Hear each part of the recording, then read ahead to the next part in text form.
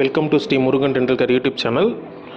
இப்போது நம்ம எதை பற்றி பார்க்க போகிறோம் இன்றைக்கி அப்படின்னு பார்த்தீங்கன்னா, இப்போது டென்டல் சர்ஜனுக்காக வந்து பார்த்திங்கன்னா dental assistant job vacancy MRP மூலயமா போடுற மாதிரி இப்போது கவர்மெண்ட் வந்து அனௌன்ஸ்மெண்ட் பண்ணியிருக்காங்க. ஸோ லாஸ்ட் எம்ஆர்பின்னு பார்த்தீங்கன்னா கிட்டத்தட்ட 2014 நடந்ததோடு சரி, அதுக்கப்புறம் எம்ஆர்பி வந்து நடக்கவே இல்லை டென்டலுக்கு. ஸோ அது வந்து பார்த்திங்கன்னா 11 வருஷத்துக்கு அப்புறம், கிட்டத்தட்ட 10 வருஷத்துக்கு அப்புறம் நம்ம இப்போ தான் வந்து எம்ஆர்பியை வந்து அனௌன்ஸ் பண்ணியிருக்காங்க. ஸோ அது எப்படி அப்ளை பண்ணுறதுன்னு பார்ப்போம். ஸோ கூகுளில் போய்ட்டு எம்ஆர்பின்னு சர்ச் பண்ணிங்கனாவே அதில் வரும். First link medical service recruitment board MRB. So டென்டலுக்கு இது கேட்குறதுக்கு ரொம்ப அரிய வார்த்தை ஆயிடுச்சு. ஸோ அந்த வார்த்தை வந்து கேட்குறோம். நெக்ஸ்ட் வந்து நம்ம எப்படி அப்ளை பண்ணுறது அப்படின்றத பார்ப்போம். ஸோ அந்த மறுபடியும் அந்த எம்ஆர்பி பேஜுக்கே வந்தீங்க அப்படின்னா அதில் போட்டிருப்பாங்க இல்லைங்களா, notification for the assistant surgeon dental போட்டிருதுக்கு மேலேயே பார்த்தீங்கன்னா online registration portal for the post assistant surgeon டென்டல்னு போட்டு நியூன்னு சொல்லி பிளிங்க் ஆகிட்ருக்கோம். ஸோ அந்த பேஜ் நீங்கள் ஓப்பன் பண்ணிங்க அப்படின்னா உங்களுக்கு அப்ளை பண்ணுறது ஓப்பன் ஆகும். Registration online registration portal open பண்ணிங்கன்னா இந்த மாதிரி தான் ஒரு வெப்சைட் வந்து ஓப்பன் ஆகும். ஸோ மருத்துவ பணியாளர் தேர்வு வாரியம் மெடிக்கல் சர்வீஸ் ரெக்ரூட்மெண்ட் போர்டுன்னு சொல்லிட்டு இதில் வந்து பார்த்திங்கன்னா நியூ யூசர்ஸ்க்கு ரைட் சைடில் ஓரமாக இருக்கும். நியூ யூசருக்கு ரிஜிஸ்ட்ரேஷன் பார்த்து நியூ யூசர்னு இருக்கும். கீழே வந்து candidate for login already register பண்ணியிருந்தீங்கன்னா ரிஜிஸ்டர்டு பண்ணி போயிருக்கலாம். ஸோ இப்போ நம்ம நியூ யூசரில் போய் எப்படி ரிஜிஸ்டர் பண்ணுறதுன்னு பார்ப்போம். நியூ யூசர் அப்படின்றத கிளிக் பண்ணிட்டீங்க அப்படின்னா உங்களுக்கு வந்து ஒரு இன்ஸ்ட்ரக்ஷன்ஸ் மாதிரி ஒன்று ஓப்பன் ஆகும். ஸோ அதில் வந்து பார்த்தீங்க அப்படின்னா நியூ யூசர் ரிஜிஸ்ட்ரேஷனில் போனீங்கன்னா இன்ஸ்ட்ரக்ஷன் அதில் வந்து அப்படின்னு சொல்லிட்டு இந்த மாதிரி ஒரு பேஜ் ஒன்று ஓப்பன் ஆகும். ஸோ இதில் ஃபஸ்ட்டு பாயிண்ட் வந்து என்ன கொடுத்துருக்காங்க, அப்ளை ஃபார் ரெக்ரூட்மெண்ட்னா mobile number and email ID வந்து பார்த்திங்கன்னா கரெக்டாக கொடுக்க சொல்கிறாங்க. ஸோ ஃபர்தர் கான்டாக்ட் பண்ணுறதுக்கு நம்மளுடைய அப்டேட்ஸ் அடுத்து எப்போது வந்து வெரிஃபிகேஷன் சர்டிஃபிகேட் வெரிஃபிகேஷனோ இல்லை ஜாப் வந்து அலாட் பண்ணுறதா எல்லாத்தையுமே கம்யூனிகேட்டுக்கு வந்து இமெயில் ஐடியும் மொபைல் நம்பர் ரொம்ப மஸ்ட்டு. ஸோ நீங்கள் ரெகுலராக என்ன நம்பர் யூஸ் பண்ணுறீங்க, மெயில் ஐடி என்ன யூஸ் பண்ணுறீங்களோ அதை மட்டும் என்ட்ரி பண்ணிக்கோங்க. ஸோ அப்படியே கீழே வந்தீங்கன்னா திருப்பி அதை எப்படி பண்ணணும், போஸ்ட்டுக்கு அப்ளை பண்ணணும் என்னன்றது எல்லாமே தெளிவாக கொடுத்துருக்காங்க. கிட்டத்தட்ட டிஎன்பிசி நம்ம அப்ளை பண்ணியிருந்தீங்க, குரூப் எக்ஸாம் அப்ளை பண்ணியிருந்தீங்கன்னா உங்களுக்கு தெரியும் இல்லைங்களா, அதே மாதிரி தான் கிட்டத்தட்ட ஒரு 9 பாயிண்ட் கொடுத்துருக்காங்க. அதுலேயும் இதே மாதிரி தான் கொடுத்துருவாங்க. ஃபஸ்ட்டு பர்சனல் டீட்டெயில்ஸு, அப்புறம் education qualification, update photo, sign, document updation, preview, அப்புறம் டிக்ளரேஷன், பேமெண்ட் செக்ஷன், கடைசி அப்ளிகேஷன் டவுன்லோட் பண்ணுறது. ஸோ சேம் ப்ராசஸ் தான். நம்ம டிஎன்பிசி குரூப் எக்ஸாம் வந்து அப்ளை பண்ணியிருந்தீங்கன்னா உங்களுக்கு தெரியும், அதே ப்ராசஸ் தான், சேம் அதே மாதிரி தான் எல்லாத்துக்கும். சேவ் ஒன்று கன்டினியூ சொல்லிட்டு கொடுத்துட்டு வரணும். ஸோ அதுதான் இங்கேயும் கொடுத்துருக்காங்க. அதே மாதிரி தான், அதே ஃபார்மேட்டு தான்.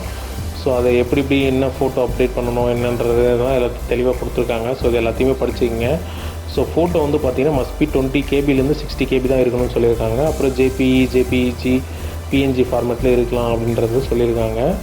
ஸோ அப்படியே கீழே வந்து சிக்னேச்சர் வந்து 10 to 30 கேபி தான், 10 கேபிலேருந்து 30 கேபியில் தான் இருக்கும். ஆல்ரெடி குரூப் எக்ஸாம் அப்ளை பண்ணி தான் நம்ம கன்வெர்ட் பண்ணி வச்சுருப்பீங்க. அப்படி இல்லைனா கன்வெர்ட்டரை வந்து நான் கன்வெர்ட் பண்ணி இதெல்லாம் ரெடியாக வச்சுக்கிங்க. ஸோ வச்சிங்கன்னா அப்லோட் பண்ணுறது ஈஸியாக இருக்கும். ஸோ டாக்குமெண்ட் எல்லாமே வந்து பார்த்திங்கன்னா பிடிஎஃப்பில் தான் இருக்கணும்னு சொல்லியிருக்காங்க. பிடிஎஃப் வந்து 60 கேபிலேருந்து 5 MB வரைக்கும் இருக்கலாம் அப்படின்றத சொல்லியிருக்காங்க. ஸோ இதுதான் ப்ரிவியூவில் வந்து பார்த்திங்கன்னா எல்லாத்தையும் கரெக்டாக இருக்கான்னு சொல்லி பார்த்துக்குங்க. அப்படி இல்லைனா எடிட் பண்ணி மறுபடியும் சேவ் மாற்றிக்கிங்க, ஏதாவது மிஸ்டேக்ஸ் எதாவது இருந்துச்சுன்னா. ஸோ அட்ரஸ் கம்யூனிகேஷன் ரொம்ப முக்கியம். Address, email ID, phone number இது எல்லாமே கரெக்டாக இருக்கான்னு பார்த்துங்க. கடைசியாக டவுன்லோட் அப்ளிகேஷன் ஃபார்மை கடைசியாக பேமெண்ட் பண்ணதுக்கப்புறம் டவுன்லோட் பண்ணிங்க. ஸோ இது எல்லாமே கொடுத்துட்டு டிக்ளரேஷனில் இந்த டிக் மட்டும் பண்ண ஹையா அப்படின்னு சொல்லி கண்டினியூ கொடுத்தீங்க அப்படின்னா உங்களுக்கு அடுத்த பேஜ் வந்து ஓப்பன். ஸோ ஓப்பன் ஆனதுக்கப்புறம் பார்த்திங்கன்னா அப்படி தான் இருக்கும். Online application registration for the assistant surgeon dental போட்டிருக்கோம். ஸோ இங்கே வந்து பார்த்து அப்ளைங் பார் போஸ்டிங் வந்து அதே லாக் ஆகிருக்கும் டென்டல் சொல்லிட்டு. ஸோ அது உங்கள் நேமு, உங்கள் சர்டிஃபிகேட்டில் நேம் எப்படி இருக்கோ அதே அந்த ஸ்பெல்லிங் மிஸ்டேக் இல்லாமல் அதே மாதிரி கொடுத்துங்க. நேஷ்னாலிட்டி வந்து பார்த்திங்கன்னா இந்தியன் செலக்ட் பண்ணிங்க. எக்ஸர்வீஸ் மேனாக இருக்கீங்க, இங்கே எஸ்ஆர் நோ, எக்ஸர்வீஸ் மேனாக இருந்தாங்க அப்படின்னா எஸ் நோன்றது கொடுத்துங்க.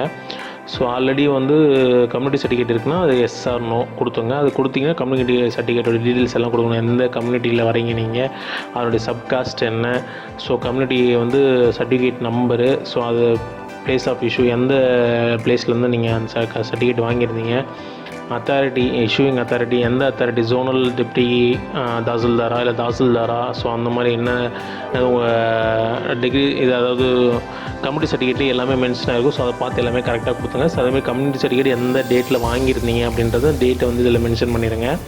ஸோ மென்ஷன் பண்ணிட்டு அடுத்து கீழே வந்தீங்கன்னா யூஆர் டிஃபிகல்ட்டி ஏபிள், அதாவது ஃபிசிக்கலி சேலஞ்ச் பர்சன் இருந்தால் அதுக்கான எஸ்ஆர் நோன்றது கொடுத்துருங்க.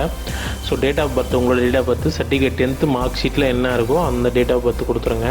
ஸோ கொடுத்தீங்கன்னாவே அடுத்து வந்துடும். ஸோ அடுத்து உங்கள் மொபைல் நம்பர் கொடுத்துட்டு ஒரு சென்ட் ஓடிபி கொடுங்க, வெரிஃபிகேஷன் பண்ணுவோம் அவங்க நம்பரை. ஸோ அதனால் வெரிஃபிகேஷன் சென்ட் ஓடிபி கொடுத்தா ஓடிபி வரும், அதை என்ட்ரி பண்ணிக்கோங்க.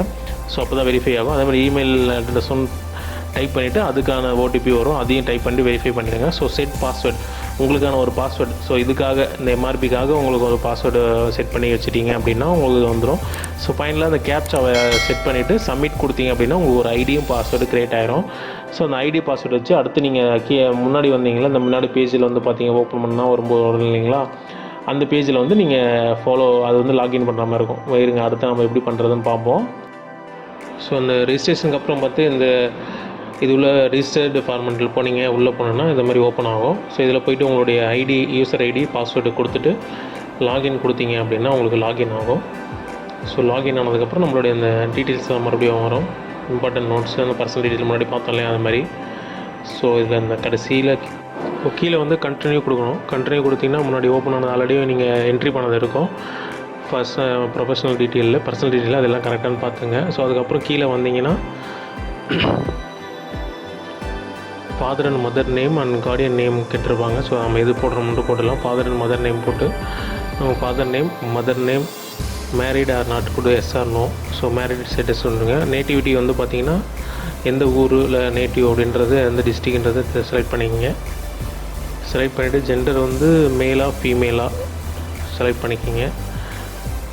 செலக்ட் பண்ணதுக்கப்புறம் ரிலீஜியன், ஹிந்து, முஸ்லீம், கிறிஸ்டியன் எதுன்றது செலக்ட் பண்ணிக்கங்க. ஆல்ரெடி கவர்மெண்ட் சர்வீஸ் ஏதாவது ஒர்க் பண்ணுறீங்களா அப்படின்னு சொன்னீங்க, அது எக்ஸார் நோ கொடுத்துங்க. கொடுத்துட்டு கீழே வந்தீங்க அப்படின்னா ஃபோட்டோ ப்ரூஃப் வந்து ஏதாவது ஒன்று ஐடி ப்ரூஃபு, ஆக்சுவலாக ஆதார் கொடுத்துக்கலாம், ஆதார் கொடுக்கல. So voter ID, driving licence, passport எதுவும் வந்து உங்கள்கிட்ட எது அவைலபிளாக இருக்கோ அதை வந்து கொடுத்துங்க. இப்போது ஓட்டர் ஐடி கொடுத்தீங்க, இல்லை டிரைவிங் லைசன்ஸ் கொடுத்தீங்கன்னா அதோடைய நம்பர், ப்ரூஃப் ஐடின்றது இல்லைங்க, அந்த நம்பர் கொடுத்துக்கணும். ஸோ உங்களுடைய பர்மனெண்ட் அட்ரஸ் என்னன்றது டீட்டெயிலாக ஃபுல்லாக கொடுத்துங்க. ஸோ ஃபர்தர் டீட்டெயில் கான்டாக்ட் பண்ணுறதுக்கு எல்லாத்துக்கும் வசதியாக இருக்கும். District, village, pincode.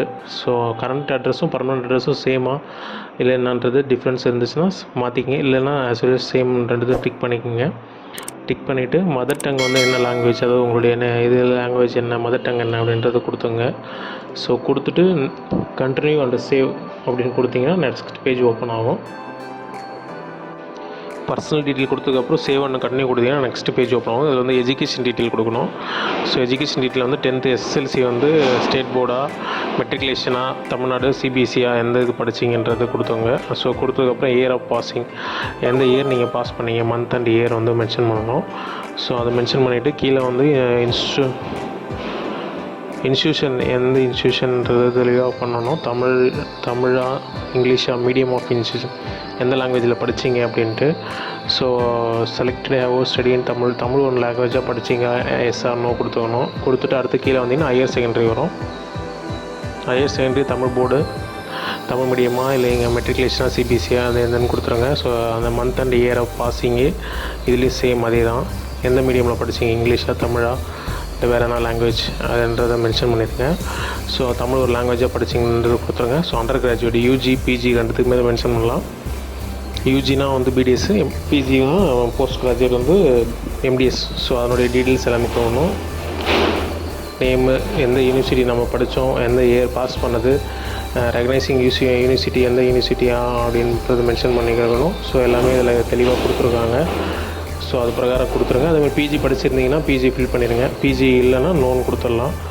ஸோ கொடுத்துட்டிங்கன்னா உங்களுக்கு வந்து அந்த இது ஆப்ஷன் எதுவும் வராது.